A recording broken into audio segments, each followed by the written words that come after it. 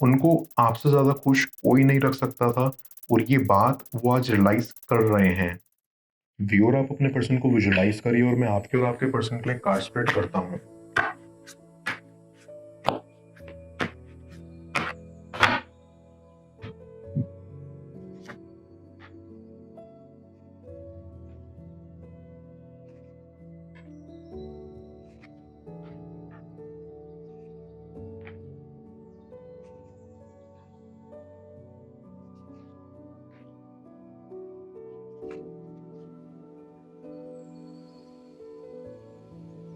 I feel here कि आपका person एक ऐसा इंसान है जिनको जिंदगी में अकेले रहने की आदत हो गई है।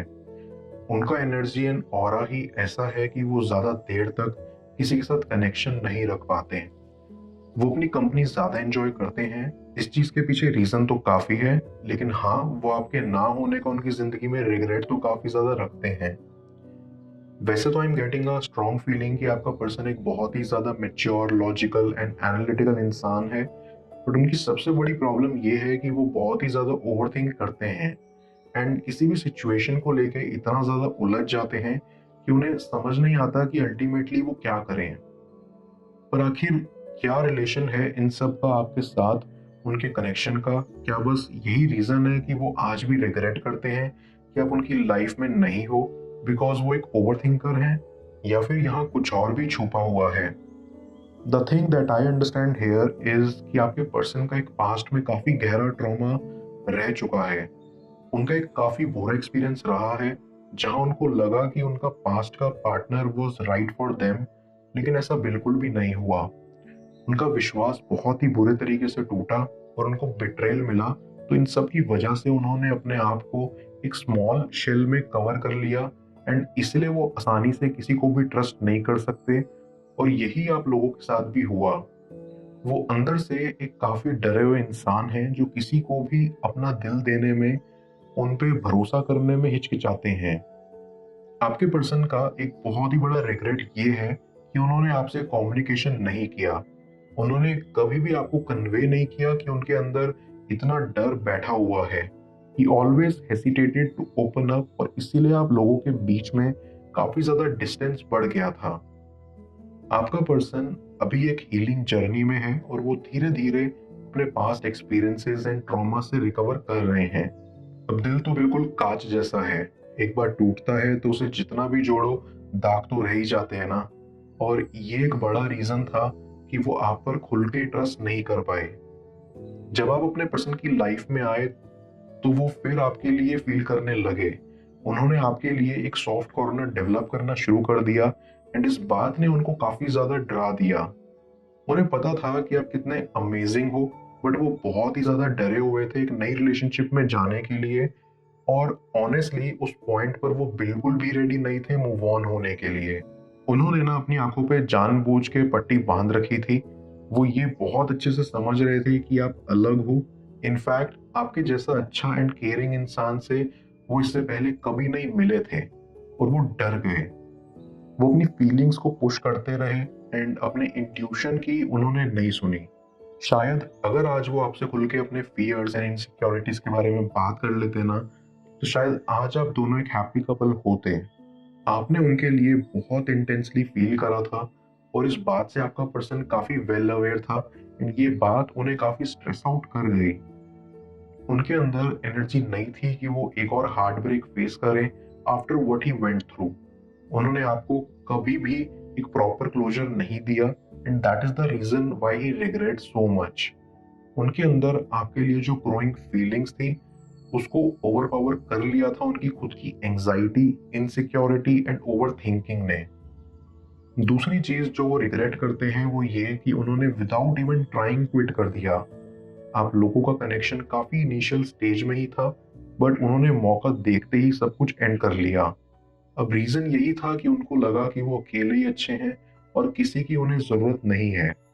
उन्होंने अपनी प्रायोरिटी सेट कर ली थी एंड मन ही मन ये डिसाइड कर लिया था कि वो अपना काम, अपनी लाइफ और अपने आप के अलावा किसी और को नहीं देंगे। उन्होंने अपना पूरा ध्यान डाइवर्ट कर लिया था अपने काम के ऊपर एंड जब आपने उनसे पूछा कि प्रॉब्लम क्या है, तब भी उन्होंने अपने काम का रीजन देते हुए यही बोला कि वो बहुत बिजी थे। ये उनका एक बड़ा रिग्रेट था कि उन्होंने ऐसा किया। हर दिन उन्होंने आपसे झूठ बोला और टाइम रहते हुए भी उस टाइम को पास किया एंड आप लोगों के कनेक्शन पे उन्होंने वर्क नहीं करा।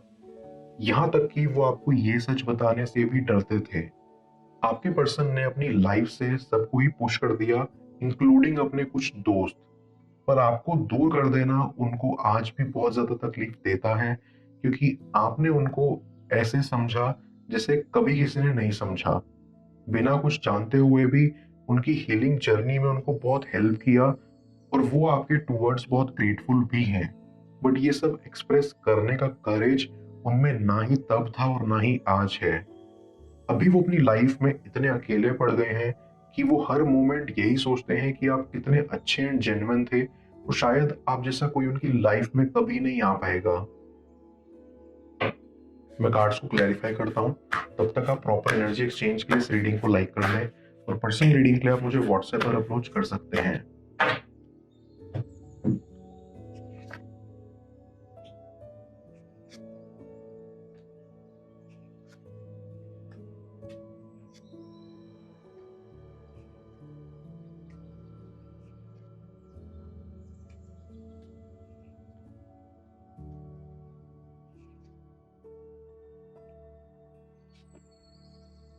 I get a very strong feeling कि आपका पर्सन एक ऐसा इंसान है जिन्होंने अपनी लाइफ में अच्छे से ज्यादा बुरे को देखा है।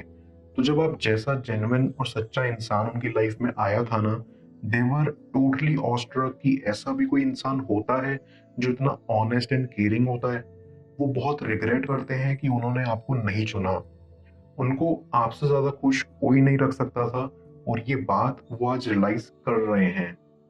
वो रिग्रेट करते हैं इस बात का कि उन्होंने अपनी हैप्पीनेस को अपने हाथों से पुश कर दिया, बिकॉज वो इतना डरे हुए थे कि फ्यूचर में भी अगर वो इतना हर्ट हुए तो वो शायद इतना टूट जाएंगे कि कभी उठ के खड़े ना हो पाए। इन सब का एंड रिजल्ट यही है कि वो आज एक लोनली एंड डिप्रेस्ड इंसान है। वो आज ये रियलाइज कर रहे हैं कि शायद आप ही उनके ट्रू सोलमेट थे, बट टाइम रहते वो आपको ये सब नहीं बता पाए। उन्होंने आपको ये तक नहीं बोला कि वो रेडी नहीं है for a full flesh relationship and आपके एक्सपेक्टेशंस को बढ़ाने के बाद वो बस यूं ही दूर चले गए बिना कोई एक्सप्लेनेशन दिए। उनको लगा था कि वो खुद को हील कर सकते हैं एंड किसी की हेल्प की उन्हें जरूरत नहीं है, बट वो ये भूल गए कि कभी कभी हेल्प लेना या मांगना बुरी बात नहीं होती। कभी कभी किसी को सहारे की जरूरत पड़ती है और सहारा लेना किसी को छोटा या बड़ा नहीं बनाता। उनका प्राइड एंड ईगो उनकी फीलिंग्स को ओवरपावर कर गया और बस वो जैसे ही अपनी आंखों पर पट्टी लगाए बैठे थे। ना ही उन्हें कुछ और जानना था, ना ही कुछ और समझना। अगर आप लोगों में कभी रिकंसिलेशन हो ना, तो वो बस सबसे पहले यही बोलेंगे कि उन्होंने कैसा फील करा था अपने पास्ट में, वो कितने हर्ट हुए थे और उनका ट्रॉमा कितना सीवियर था। वो आपको ये भी बोलेंगे कि उनकी लाइफ बहुत ही ज्यादा मेस्ड अप है। वो दिखते तो काफी स्ट्रॉन्ग, रफ एंड टफ है, बट अंदर से वो एक छोटे बच्चे जैसा डरा हुआ फील करते हैं, जिन्हें किसी के सहारे और प्यार की जरूरत है। वो बोलेंगे कि वो आपको अपनी जिंदगी में वापस चाहते हैं एंड वो आपके लिए एक बेटर इंसान बनने की कोशिश कर रहे हैं। He is working on himself ताकि वो आपके लायक बन पाए और आपको खुश कर पाए। वो आपके साथ अपना एक फ्यूचर देखते हैं और आप उनके प्रति जितना काइंड एंड केयरिंग थे वो उनको काफी मोटिवेट करता है।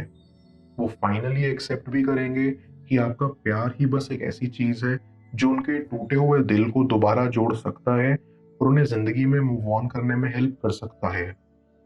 आपका पर्सन आपको दोबारा खोना नहीं चाहता है एंड एक बार सब ठीक हो जाए ना, तो वो आपको हमेशा खुश रखेंगे। But now is not the right time. बस आपको उन्हें थोड़ा टाइम देना होगा ताकि वो आपके सामने आए एंड सच एक्सेप्ट करें। अपनी लाइफ में उन्होंने जो आपके दरवाजा बंद कर दिया था वो खुद उसको ओपन करेंगे एंड आपको पूरे रिस्पेक्ट एंड प्यार के साथ अपनी लाइफ में जगह देंगे। बस ये याद रखना कि थिंग्स टेक टाइम और हमारी जिंदगी में होप ही एक ऐसी चीज है जो हमें हेल्प करती है to work for better days. तो कभी होप मत छोड़ना और टाइम की वैल्यू को अंडर एस्टिमेट मत करना। Everything will work out, just have faith on yourself and your love. मैं ओरेकल ऑफ द फेरीज की मदद से यूनिवर्स से आपके लिए एडवाइस पूछूंगा। देखते हैं यूनिवर्स आज आपको क्या एडवाइस करना चाह रहा है।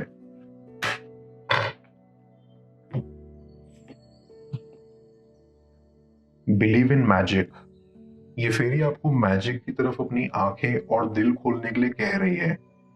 ये फेरी कहना चाहती है कि आप चलते चलते 2 मिनट के लिए रुकिए और फिर रुककर अपने आसपास, ऊपर नीचे, अपनी सराउंडिंग में मैजिक को फील करिए। क्योंकि कई बार हमें रुककर अपने आसपास फूलों की सुगंध लेनी चाहिए और नेचर को उसका मैजिक रिवील करने देना चाहिए।